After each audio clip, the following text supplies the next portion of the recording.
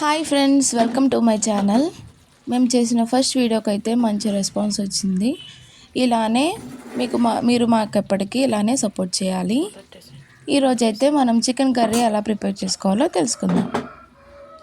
ముందుగా మనం chicken, onions, మిర్చి, టమాటాను తీసుకున్నాము.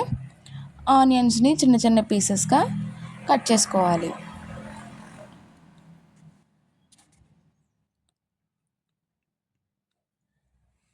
ఇలా ఆనియన్స్తో పాటు మిర్చి, టొమాటోను కూడా పీసెస్గా కట్ చేసుకొని పక్కన పెట్టుకోవాలి. మనం తీసుకున్న చికెన్ని చిన్న చిన్న పీసెస్గా కట్ చేసుకొని ఒక బౌల్లో వేసుకోవాలి. ఈ చికెన్ని ఒక 2-3 టైమ్స్ వాటర్తో వాష్ చేయాలి.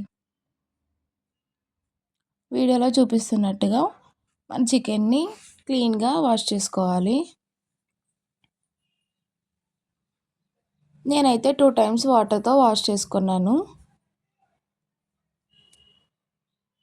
ఇలా 2 టైమ్స్ వాష్ చేసిన తర్వాత మనం దీంట్లోకి పసుపు అండ్ నిమ్మకాయ వేసుకొని బాగా మిక్స్ చేసుకొని మళ్ళీ వాటర్తో మనం ఈ చికెన్ని శుభ్రంగా కడుక్కోవాలి.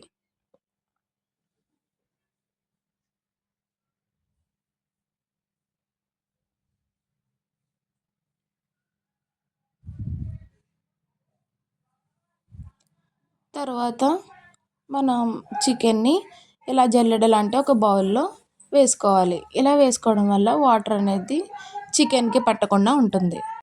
ఇలా చికెన్ని కాసేపు ఆ జల్లెడ గిన్నెలో ఉంచుకోవాలి. తర్వాత మనం కర్రీ కోసం అల్లం వెల్లుల్లి పేస్ట్ని ప్రిపేర్ చేసుకోవాలి. తర్వాత స్టవ్ ఆన్ చేసి ఒక ప్యాన్ పెట్టుకొని దాంట్లోకి కొద్దిగా ఆయిల్ని వేసుకోవాలి. ఆయిల్ హీట్ ఎక్కిన తర్వాత దాంట్లోకి మనం కొద్దిగా కరివేపాకుని వేసుకొని వేయించుకోవాలి.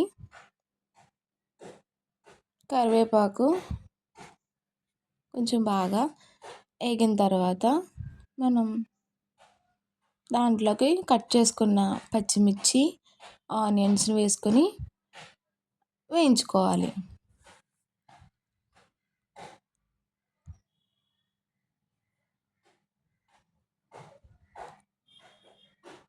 వీటిని బాగా మిక్స్ చేస్తూ వేయించుకోవాలి. తరువాత మనం దీంట్లోకి కొద్దిగా సాల్ట్ని యాడ్ చేసుకొని ఈ ఆనియన్స్తో పాటు మగ్గనివ్వాలి.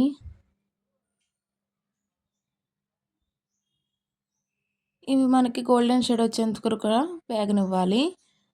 కాబట్టి మనం మూత పెట్టి కొద్దిసేపు ఆనియన్స్ని మగ్గనివ్వాలి. చూడండి, ఆనియన్స్ అయితే కొద్దిగా మగ్గినవి. మనకి ఇంకా మంచి కలర్ రావాలి కాబట్టి మళ్ళీ మూత పెట్టి కాసేపు మగ్గనివ్వాలి.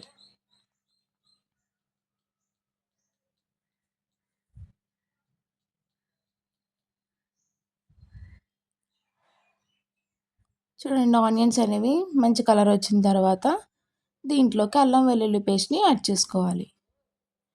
ఈ అల్లం వెల్లుల్లి పేస్ట్ అనేది ఆనియన్స్ అన్నిటికీ బాగా పట్టేలాగా బాగా కలుపుతూ మిక్స్ చేసుకుంటూ ఆనియన్స్తో పాటు మగ్గనివ్వాలి.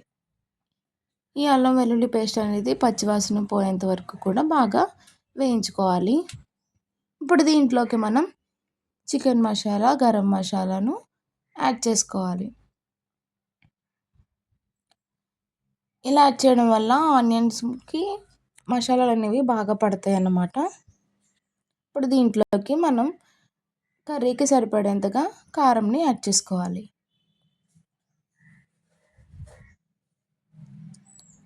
ఇప్పుడు ఈ మసాలాలన్నీ ఆనియన్స్కి బాగా పట్టేలాగా కొద్దిసేపు మనం ఈ ఆనియన్స్ని మగ్గనివ్వాలి. ఇలా మగ్గిన తర్వాత మనం తీసుకున్న చికెన్ని వేసుకోవాలి. మనం 1/2 kg చికెన్ని ఈ కర్రీలో యాడ్ చేసుకున్నాము. ఈ చికెన్ అంతటికి కూడా ఈ మసాలాలు బాగా పట్టేలాగా బాగా మిక్స్ చేసుకొని మూత పెట్టి మగ్గనివ్వాలి. చూడండి, చికెన్లో నుంచి వాటర్ అయితే ఇలా బయటకు వస్తాయి. ఈ వాటర్ అన్నీ కూడా పోయే ఎవాపరేట్ అయ్యేలాగా బాగా మిక్స్ చేసుకొని ఇంకొద్దిసేపు మగ్గనివ్వాలి.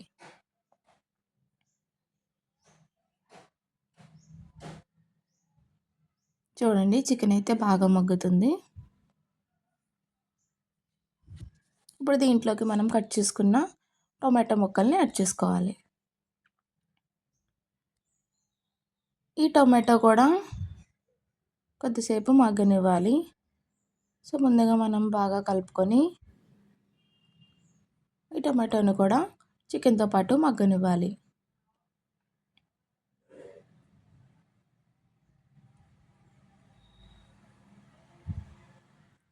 చూడండి బాగా మగ్గింది, ఆయిల్ అనేది పైకి వస్తుంది.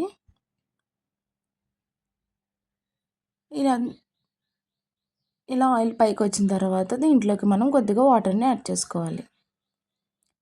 చికెన్ అనేది త్వరగా ఉడికిపోతుంది కాబట్టి మనం ఎక్కువ వాటర్ కాకుండా కొంచెం తక్కువ వాటర్ని వేసుకోవాలి. ఇలా వాటర్ వేసుకున్నాక చికెన్ ఉడికేంత వరకు మనం మూత పెట్టుకొని ఉడకనివ్వాలి. చూడండి చికెన్ అయితే ఉడికింది, ఆయిల్ అనేది పైకి తేలుతుంది. ఇప్పుడు దీంట్లో మనం కొద్దిగా కొత్తిమీరని వేసుకొని తిప్పుకొని మగ్గనివ్వాలి.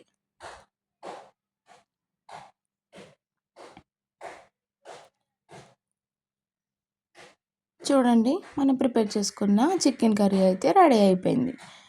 ఇలా మనం చికెన్ కర్రీని రెడీ చేసుకోవాలి. సో మా వీడియో నచ్చినట్లయితే లైక్ చేసుకొని సబ్స్క్రైబ్ చేసుకోండి. ఇంకా సబ్స్క్రైబ్ చేసుకునే వాళ్ళు చేసుకోండి. Thank you.